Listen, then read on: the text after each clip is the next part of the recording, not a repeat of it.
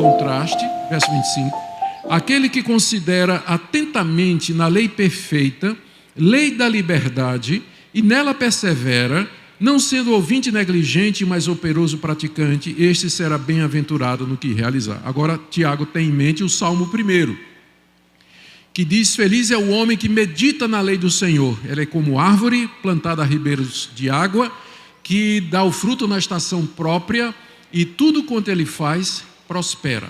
É o que está por trás aqui desse versículo, né? Tiago está citando os termos desse salmo aqui, como se ele dissesse: vocês sabem já do livro de Salmos que a maneira de prosperar é refletir e praticar na palavra de Deus. Se você considera atentamente, se você presta atenção na palavra de Deus, presta atenção com o objetivo de entender para praticar.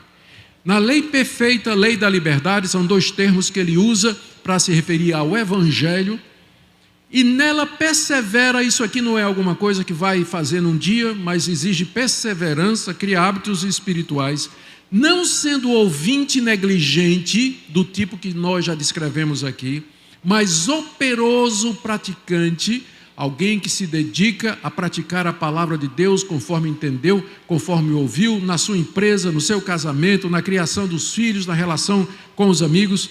Esse será bem-aventurado no que realizar. Que promessa maravilhosa para aquele que ouve e pratica a palavra de Deus. Prosperidade. Eu sei que tem muita gente prometendo prosperidade aí, mas não é desse jeito que a Bíblia diz que a gente vai prosperar. A gente vai prosperar se ouvir a palavra de Deus, deixar que ela mude o nosso coração, nos tornarmos operosos praticantes, e aí nós seremos bem-aventurados e Deus vai fazer prosperar aquilo que a gente fizer. Tiago termina com um teste do verso 26 a 27, porque talvez alguém possa dizer assim: isso aqui é muito bom para uma pessoa que eu conheço, mas eu estou livre disso aqui. Então, o verso 26 a 27, se alguém supõe ser religioso, deixando de refrear a língua, antes enganando o próprio coração, a sua religião é vã. Se alguém supõe ser religioso, nessa época a palavra religião não tinha uma conotação ruim como tem hoje, que hoje as pessoas fazem um contraste entre religião e cristianismo, não é? Entre o religioso e o cristão. Mas naquela época não tinha distinção, e o cristianismo é uma religião, queiramos ou não, ela é.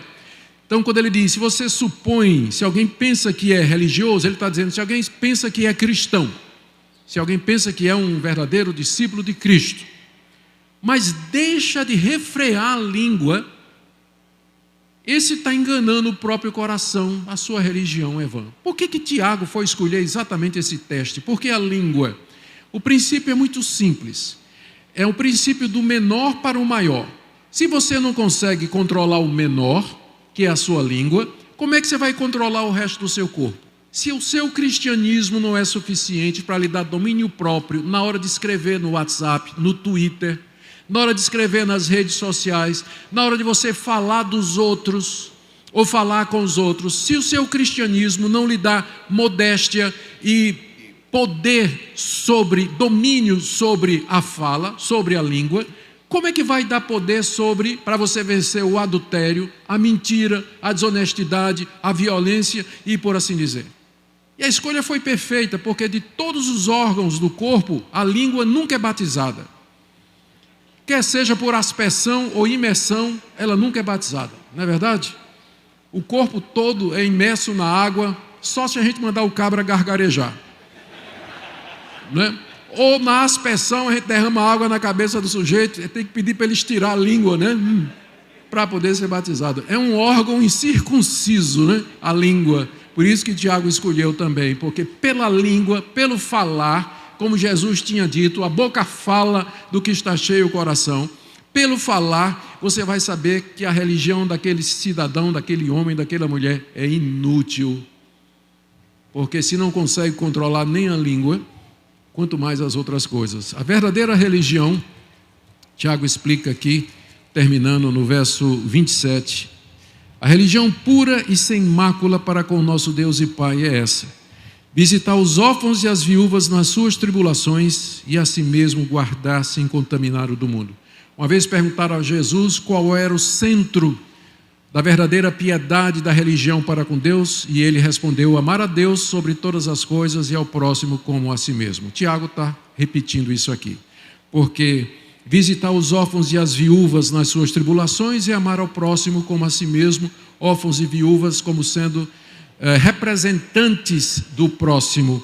E amar a Deus é a mesma coisa de você se guardar incontaminado do mundo, porque se você ama a Deus, você não vai se contaminar com as coisas do mundo que são inimigas de Deus e que são descritas por Tiago aqui no capítulo 4, quando ele vai falar de mundanismo. Essa é a verdadeira religião.